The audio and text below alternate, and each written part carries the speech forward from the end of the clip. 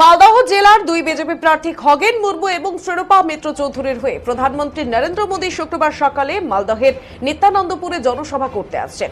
ইতিমধ্যেই মালদহে এসে পৌঁছেছেন অরবিন্দ মেনন। দলের পক্ষ থেকে এই রাজ্যের দায়িত্বে থাকা মঙ্গল পাণ্ডে, অমিতাভ চক্রবর্তী সহ বিভিন্ন কেন্দ্রীয় নেতা।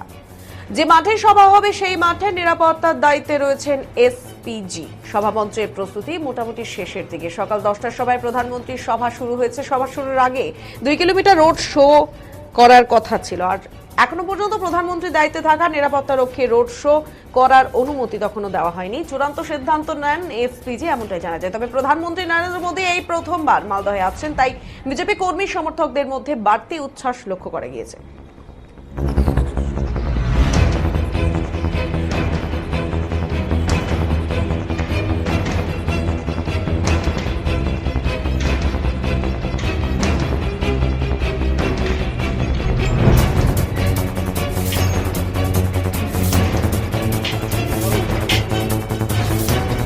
সবাই জানেন 2021 সালে পিএমএ আসতে পারেননি, তা আমরা খুব বিমর্ষ ছিলাম। আজকে খুব আনন্দ যে আমাদের মালদা শাহাপুর বাইপাসে নিতান্তপুরে এখানে পিএম আসছেন। তার যে প্রস্তুতি পর্ব খুব অল্প সময়ের মধ্যে ঝড়ের গতিতে কাজ চলছে।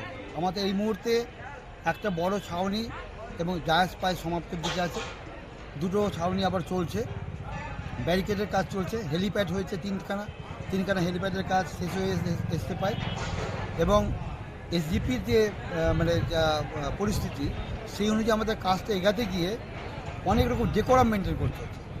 ফলে এখানে হোল নাইট কাজ চলছে। আমাদের সমস্ত কর্মী এবং যারা কাজ করছেন তারা সকলে মিলে করছেন। আমরা আশাবাদী আগামীকাল 10:45-এ পিএমের আপনার হেলিকপ্টার ল্যান্ড করবেন। তারপর তিনি বাই রোডে এখান থেকে আমাদের ডায়াসে আসবেন। আমাদের জনসমাগম এটা মহা জনসমুদ্রে পরিণত হবে। আমাদের এই মাঠে যে পরিস্থিতি, এই মাঠে প্রায় 1,02,000 লোকের ক্যাপাসিটি আছে, কিন্তু আমরা খুব চিন্তার মধ্যে আছি যে এই এত করে লোক আমরা কোথায় জায়গা দেব।